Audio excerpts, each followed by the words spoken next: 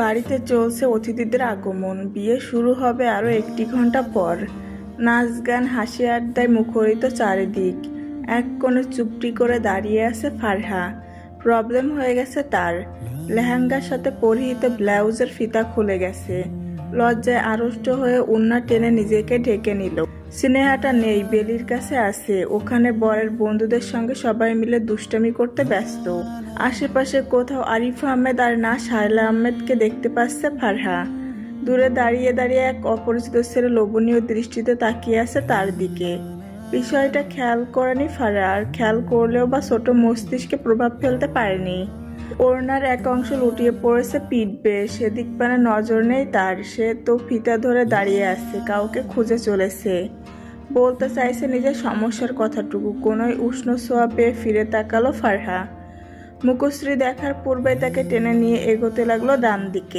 অপরিচিত একজন পুরুষ আরো খানিকটা এগিয়ে গিয়ে একজন ভদ্র মহিলাকে আঙ্গুল দিয়ে ইশারায় ডাকলেন। মহিলা সহসা এগিয়ে এলেন। কিছু একটা বলতে ভদ্র মহিলা কাছে এলো ফারহার।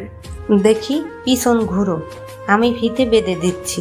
ভরকালো ফারহা, তবে প্রতি উত্তর না করে পিছনে ফিরে ভদ্র মহিলা ফিতাটা বেঁধে দিলেন। ভারী মিষ্টি মেয়ে। ফারহা কিছু বলল না। নিজ জায়গায় ফের চলে গেলেন ভদ্র মহিলা।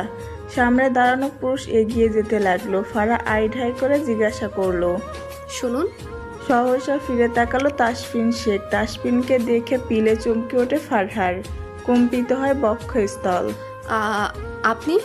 সেদিন নারকেল বাগানে হাত ধরা লোকটাকে দেখে হৃদয় স্পন্দন বেড়ে গেল। ফাঁকা ঢোক গিলল সে। তাসফিন চোখে হাসলো, মুখশ্রী জুড়ে অদ্ভুত গম্ভীর ভাব। আরেক দফা চমকে ওঠে ফারহা। সে তো শুধু দেখতে গিয়েছিল নেভিরা দেখতে কেমন হয়, সামনাসামনি কখনো দেখেনি। তাই এখন এই লোকটা কি তাকে ধরতে এসেছে? ফের সামনে থেকে শব্দ হলো লেফটেন্যান্ট কমান্ডার তাস। পরের বাক্যটুকু উচ্চারণ করার পূর্বে ফারহা পিছন ফিরে ছুট লাগালো। এখানে থাকা মানে বিপদ। কখন তাকে ধরে নিয়ে যায় আল্লাহ মালুম। আরিফা আহমেদকে খুঁজতে লাগলো ফারহা। অবশেষে দেখাও মিলল। বেলির মায়ের সঙ্গে কথা বলতে ব্যস্ত তিনি। ফারহা চুপটি করে সেখানে চলে গেল। চুপচাপ ভালো বাচ্চাদের মতো দাঁড়িয়ে আছে। দৃষ্টি তুলে সন্ধানী দৃষ্টিতে আশেপাশে তাকালো। লোকটা আসছে না তো। সামনে নজর যেতেই দেখতে পেল তার দিকে তাকিয়ে আছে কমান্ডার। আখিদয় ছোট হয়ে এলো তার। ঘন পল্লব বারংবার ফেলছে। সামনে প্রায় 5 জনের মতো পুরুষ। সবাই একই রকম সেজেছে। কালো স্যুট, ভেতরে অফ হোয়াইট শার্ট। কমান্ডার একই পোশাকে আছে, শুধু তার চুলগুলো স্প্রে করা। আবারও ফাঁকা ঢোক গেল ফারহা। সামনের পুরুষের দৃষ্টি যে তীক্ষ্ণ। বুকে হাত ভাঁজ করে সম্পূর্ণ দৃষ্টি তার দিকে নিক্ষেপ করেছে। আকস্মাৎ দৃষ্টি বদলায় তাসফিনের। আরিফ আহমেদকে দেখে চমকিত হলো। ওনাকে চিনতে বেগ পোয়াতে হলো না। কপাল বেয়ে ঘাম গড়িয়ে গেল তার। তবে কি তাসফিন যা ভাবছে তা সত্যি? এই মেয়েটা তার নিজের ভাবনাকে ধিক্কার জানিয়ে বলল, এসব কি ভাবছি আমি? কাঁধে কারোর হাতের স্পর্শ পেয়ে ফিরে তাকালো তাসফিন। সৌহার্দ্য দাঁড়িয়ে আছে। ভাইয়া, কি হয়েছে তোমার? চিন্তিত দেখাচ্ছে যে। তাসফিন শঙ্কিত স্বরে বলল, না, তেমন কিছু হয়নি। সৌহার্দ্য মৃদু হেসে বলল, তুমি কি ওনাকে দেখেছো? ওই যে আরিফ আন্টি। হুম। তাসফিন ছোট করে জবাব দিল। সৌহার্দ্য ফোন এগিয়ে দিতে দিতে বলে, আম্মু অনেকক্ষণ ধরে কল করছে, তোমার ফোনটা আমার কাছে ছিল। কিছু একটা ভাবলো তাসফিন, অতঃপর ফোন হাতে বাইরের দিকে এগিয়ে গেল। রুবিনা শেখ অপর পাশের ফোনের অপেক্ষায় রয়েছেন। তাসফিন কল রিসিভ করা মাত্র ধমক দিয়ে বললেন, তাসফিন, তুই এমন কেন?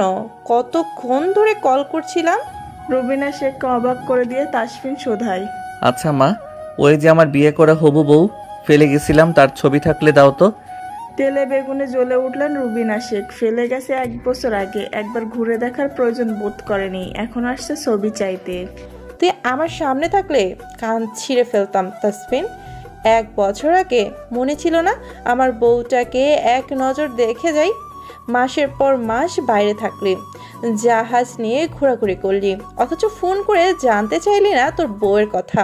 আরে জানতে চাইবি কি? তুই তো বউ ঘরেই তুলিস নাই। বেয়াদব ছেলে একটা। আজকে তোর শখ হয়েছে বউ দেখার? এই তোর টুট টুট করে শব্দ করে ফোনটা কেটে গেল। কেটে যায়নি, তাসফিন কেটে দিয়েছে। এত লম্বা ভাষণ শোনার পর আরো কিছু শুনতে ইচ্ছা করলো না তার। ভেতরে ফিরে এলো তাসফিন। আশেপাশে তাকিয়ে সন্ধানী দৃষ্টিতে খুঁজলো রমণীকে, অথচ তার দেখাই নেই। খোঁজ নিতেই হবে। কে এই মেয়ে? যদি অপরিচিত হয় তাহলে ভালো, আর যদি পরিচিত হয় তাহলে তো আরও ভালো। 1 বছর স্বামীর থেকে দূরে থাকার অপরাধে তাকে বন্দি বানাবো। মেঘের কোলে রোদ এসেছে, বাদল গাছের টুটি। আহা আহা, আজ আমাদের ছুটি ও ভাই, আজ আমাদের ছুটি। কি করি আজ ভেবে না পাই, পথ হারিয়ে কোন বনে যাই। থেমে গেল ফারহা। থামতে হলো তাকে। নিচে দুজন লোক এসেছে। 2 তলা থেকে দেখতে পাচ্ছে সে, কিন্তু এরা কারা? মাঝখানে সোফায় বসে আছেন জয়নাল আহমেদ আর সাজ্জাদুল আহমেদ। লোক দুটো কথা বলছে তাদের সঙ্গে। ফারহা লক্ষ্য করে দেখে চোখ মুখ কঠিন হয়ে আসছে জয়নাল আহমেদের। আপনার সাহস হলো কি করে এসব বলার? জুতো দেখেছেন? সেটা দিয়ে পিটিয়ে ঠিক করব। আকস্মাৎ এমন কথা শুনে স্নেহা আর ফারহা দুজনেই চমকে ওঠে। সাহিল আহমেদ দৌড়ে এলেন স্বামীর চিৎকার শুনে। কি হয়েছে? তুমি এখানে কি করছো? ভেতরে যাও।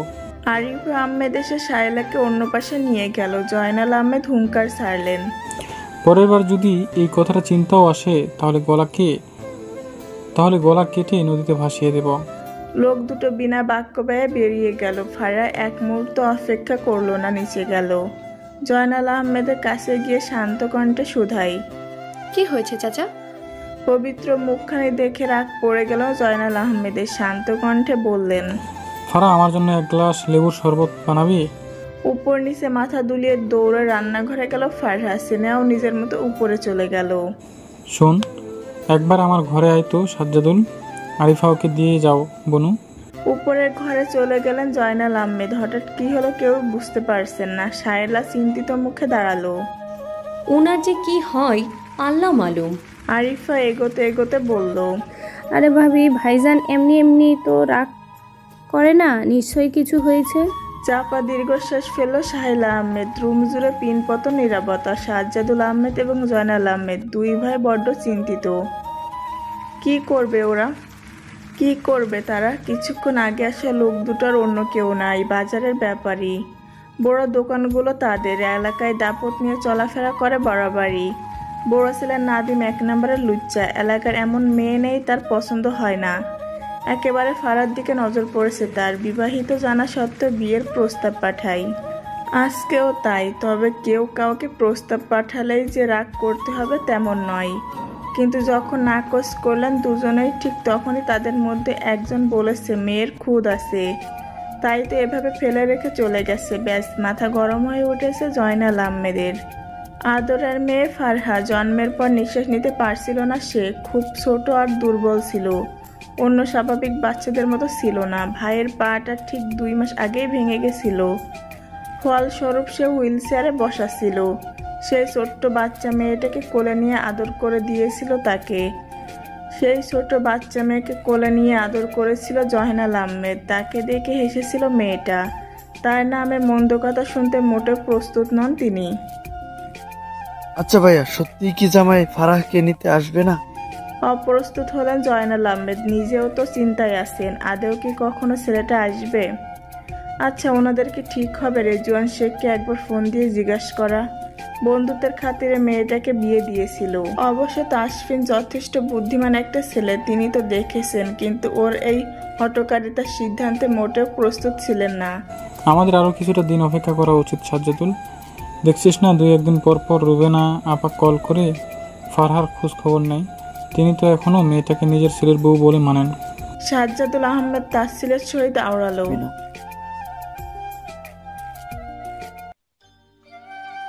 যেখানে ছেলে মেনে নিল না সেখানে ওনারা মানলে। জয়নাল আহমেদ কি বললেন বুঝতে পারছেন না। সত্যি এবারের কিছু একটা করা প্রয়োজন, না হলে যে এলাকায় মেয়েটাকে রাখা দায়। গত 1 বছর কম কথা শুনতে হয়নি তাকে।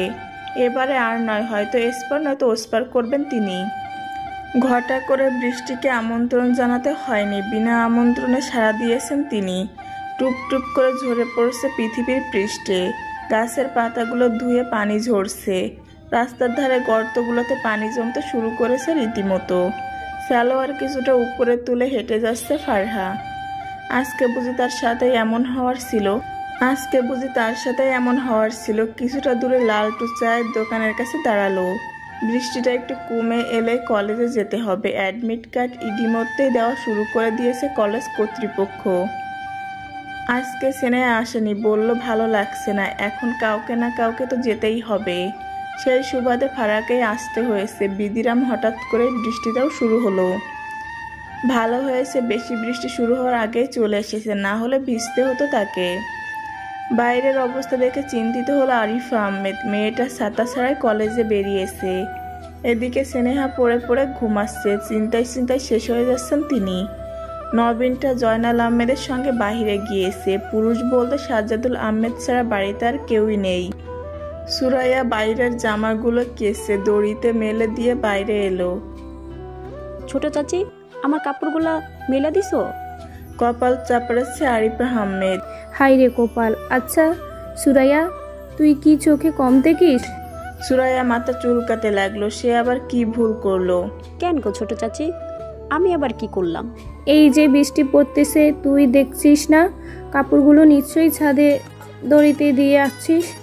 জিভ কাটলো সুরাইয়া। সত্যি ভুল করে ফেলেছে সে। ইশকি লজ্জা। আমি এক্ষুনি নিয়ে আসতেছি। সুরাইয়া এক মুহূর্ত দাঁড়ালো না, ছুটে গেল ছাদের দিকে। আরিফা আহমেদ রান্নাঘরে গেলেন। মাছের টুকরোগুলো পলিথিনে মুড়িয়ে ফ্রিজে রেখে দিলেন সাহেলা আহমেদ। জানো আপা, সুরাইয়া কি করছে? ফ্রিজ বন্ধ করে এলো সাহেলা আহমেদ। কি করছে? আর বলো না, বৃষ্টির মধ্যে কাপড় মেলে দিছে ছাদে। সহসা হেসে ফেলল সাহেলা আহমেদ। এখন আবার গিয়েছে কাপড়গুলো আনতে। সাহেলা আহমেদ হাসতে হাসতে বলল, ওর আর বুদ্ধি হবে না। মুহূর্তের মধ্যে মলিনতা দেখা দিল আরিফা আহমেদের মুখবাই জুড়ে। কিরে, তোর আবার কি হয়েছে? আপা, ফারহাকে নিয়ে বড্ড চিন্তা হয় গো। মেয়েটার বুদ্ধি কবে হবে? কথায় কথায় তর্কে জড়ায়, যাকে তাকে শুনিয়ে দেয়, অতিরিক্ত চঞ্চল। ঠোঁটের কোণে হাসি বজায় রেখে বললেন সাহেলা আহমেদ। ওসব নিয়ে চিন্তা করিস না, আমাদের ফারা যথেষ্ট বুদ্ধিমতী মেয়ে। আর ওকে চঞ্চলের কারণেই এতটা ভালোবাসি সবাই। সবসময় প্রাণবন্ত হাসিখানা ঠোঁটে ঝুলে। চাপা দীর্ঘশ্বাস ফেলল আরিফা আহমেদ। তারপরেও আপা, এলাকার লোকজন কি ওকে কম কথায় শোনায়? সেই দিন স্নেহা এসে বলল, শুনলে না, চেয়ারম্যানের বড় ছেলের বউ নাকি তাকে কথায় শুনিয়েছে। সেও পাল্টা শুনিয়ে দিয়েছে। ওসব নিয়ে এত ভাবিস না তো, বাদ দে। মৃদু শব্দে বৃষ্টি মাটিতে পড়ছে। আকাশটা ঘন মেঘে ঢাকা। সূর্যের আলো ফুটতে পারছে না ঠিক মতো। কাঁচা রাস্তা বৃষ্টিতে কাদায় মাখামাখি হয়ে গেছে। মাটির গন্ধ আরো তীব্র হয়ে উঠেছে। সালোয়ারের পায়ের অংশ একটু উপরে তুলে কলেজ গেটে ঢুকে ফারহা। অফিস রুমের বাইরে ভিড় জমেছে। অনেক ছাত্রছাত্রী আজকে এসেছে। আসবেই তো, আজকে অনেকেই তো অ্যাডমিট কার্ড নেয়নি। দাঁড়িয়ে থাকতে বড্ড কষ্ট হচ্ছে ফারহার। ব্যাগ রেখে বসলো সে। এদিক সেদিক তাকালো বারংবার। আনমনে ঘাড় ফিরিয়ে ডান দিকে তাকিয়ে দৃষ্টি ফিরিয়ে নিল। আকস্মিক থমকে গেল। আবারও তাকালো সেদিক পানে। Lieutenant commander. দৃষ্টি সোচালো। হাত বোলাচ্ছে ক্লিন শেপ করা গালটাই। ফাঁকা ঢোক গেল ফারহা। উঠে দাঁড়ালো তৎক্ষণাৎ। বড় বড় কদম ফেলে এগিয়ে এলো তাসফিন। পালাতে চাইল অথচ তা করার পূর্বে তীক্ষ্ণ ক্ষোভ মিশ্রিত কণ্ঠস্বর কর্ণকুহর স্পর্শ করে। একদম পালাতে চেষ্টা করবে না, তাহলে খুব খারাপ হবে। পা দুটো স্থির হয় ফারহার। কম্পন অনুভব করে সর্বাঙ্গে। ঘুরে দাঁড়ালো তৎক্ষণাৎ। আলতো করে জিভ ভিজিয়ে বলল, দেখুন, আমরা শুধু আপনাদের দেখতে রিসোর্টে গিয়েছিলাম, আর কিছুই না, সত্যি। আর এর আগে কখনো নেভিদের সামনে থেকে দেখি নাই তো। এখন এটা ধরে যদি আপনি আমাকে ফলো করেন, এটা মোটেও ভালো দেখায় না। আপনি জানেন না, ছোটদের বড়রা ফলো করলে ভালো দেখায় না। ফারহা একবার যদি মুখ গুছিয়ে চাইতো তাহলে বোধহয় চমৎকার হাসিটুকু দেখতে পেত তাসফিন শেখের ওষ্ঠভাজে। শোনো মেয়ে, আমি মোটেও তোমাকে ফলো করে আসিনি, বুঝতে পেরেছো? আমাদের অতটা সময় নেই যে তোমার মতো চুনোপুটির পিছনে থাকবো। আমার কিছু ব্যক্তিগত কাজ আছে, তাই এসেছি। কথাটুকু বলে উল্টো ফিরে গেল তাসফিন। নত মস্তিষ্ক উঠিয়ে তাকালো ফারহার দিকে। সে কি বেশি বেশি বলে ফেললো? ভাবনায় পড়ে গেল। নৈশব্দে হাসলো তাসফিন। এগিয়ে চলেছে সামনের দিকে। এখানে কলেজে আসার এক বিশেষ উদ্দেশ্য রয়েছে তার। এই ষোলশী কন্যার ব্যাপারে জানাটা প্রয়োজন। যদি অপরিচিত কেউ হয় তাহলে 7 খুন মাপ। যদি পরিচিত কেউ হয় তাহলে লেফটেন্যান্ট কমান্ডার তাসফিন শেখের আজীবন বন্দিনী হবে সে। আজকে তাদের ফেরার কথা ছিল, অথচ ফেরেনি সে, বাকি টিমকে পাঠিয়ে দিয়েছে। রিসোর্টে রয়েছে শুধু সুহাদ্দ আর তাসফিন শেখ দুজনেই। প্রিন্সিপালের কক্ষে অপেক্ষা করছে তাসফিন। অহেতুক সময় নষ্ট করার মতন মানুষ সে নয়, অথচ আজ তাকে এখানে অনেকটা সময় দিতে হচ্ছে। তবে দোষ কি তাতে, যদি একটুখানি সময় দিয়ে অসময়ের পাশে থাকা মানুষটিকে পেয়ে যায়। Hello mister Tasfin Sheikh. অর্ধবয়স্ক লোকটি ভেতরে প্রবেশ করে সঙ্গে সঙ্গে কুশল বিনিময় করে। Hello mister Zayan. আমাদের কি সৌভাগ্য, আপনার মতো একজন কমান্ডার এসেছে আমাদের কলেজে। অল্প হাসলো তাসফিন। লেফটেন্যান্ট কমান্ডের পদটি নৌবাহিনীর একজন মধ্যস্তরের অফিসারের র্যাঙ্ক, যা সাধারণত লেফটেন্যান্ট এবং কমান্ডারের আগে আসে। এই পদে পৌঁছানোর জন্য অসাধারণ কয়েক বছরের অভিজ্ঞতা প্রয়োজন হয়। বেশিরভাগ নৌবাহিনীতে লেফটেন্যান্ট পদে 6 থেকে 8 বছর কাজ করার পরে এই পদে উন্নতি দেওয়া হয়। তবে কিছু ক্ষেত্রে দক্ষতা ও অভিজ্ঞতার ভিত্তিতে 28-30 বছর বয়সেও কেউ এই পদে পৌঁছাতে পারেন। তাসফিন শেখ বয়স 29-এর কোটায় নিজের দক্ষতা এবং অভিজ্ঞতা থেকে নিজ জায়গা তৈরি করে নিয়েছেন সে। নিঃসাহসিকতার মাধ্যমে অর্জিত হয়েছে লেফটেন্যান্ট কমান্ডার পদটি। দেখুন, এসব বলে লজ্জা দেবেন না। আমি এক বিশেষ কারণে এসেছি, বলতে পারেন ব্যক্তিগত তথ্য প্রয়োজন।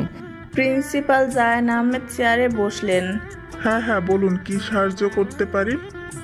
অদূরে দাঁড়িয়ে একটি ছবি তুলেছে তাসফিন। হয়তো একটুখানি অসৎ হয়েছে সে, তবে তাতে আক্ষেপ নেই তার। এই মেয়েটা, ওর সম্পর্কে ইন ডিটেলস সব কিছু বলুন। ফারহাকে দেখে ঈষৎ নজর লুকালেন জায়ান আহমেদ।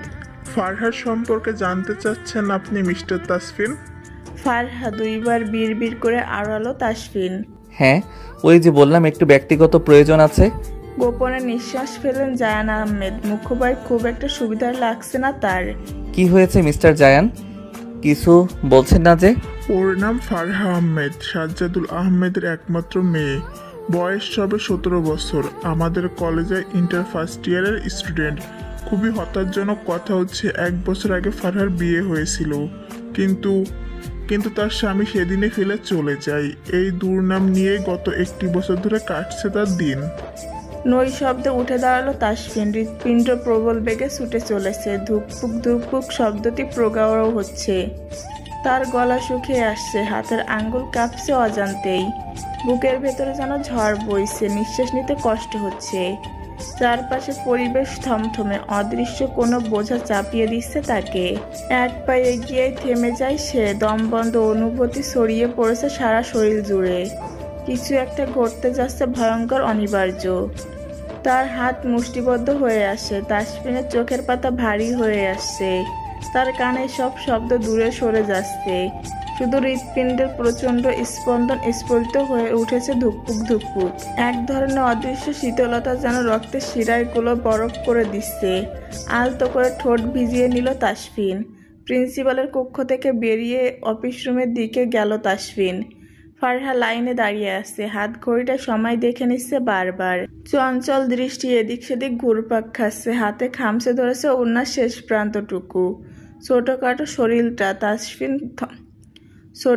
শরীরটা তাসফিন থমকালো, চমকালো প্রচুর। এই বাচ্চা মেয়েটা তার স্ত্রী। এই পবিত্র মুখখানি সে এক পলক ফিরে দেখেনি। চলে গিয়েছিল 1 বছর পূর্বে তাকে ফেলে। তাসফিনের চোখ স্থির হয়ে রইল ফারহার উপর। 1 বছর, মাত্র 1 বছর, অথচ মনে হচ্ছে 2 জন্ম পেরিয়ে গেছে। এই চঞ্চল ছোটখাটো মেয়েটা তার স্ত্রী, অথচ সে তাকে এক মুহূর্তের জন্য বুঝতে চায়নি, চিনতে চায়নি। তাসফিনের বুকের ভেতর কিছু একটা মোচড় দিয়ে উঠল। সময় থেমে গেল যেন, অথচ ফারহা তখনও বারংবার ঘড়ির দিকে তাকাচ্ছে অপেক্ষায়।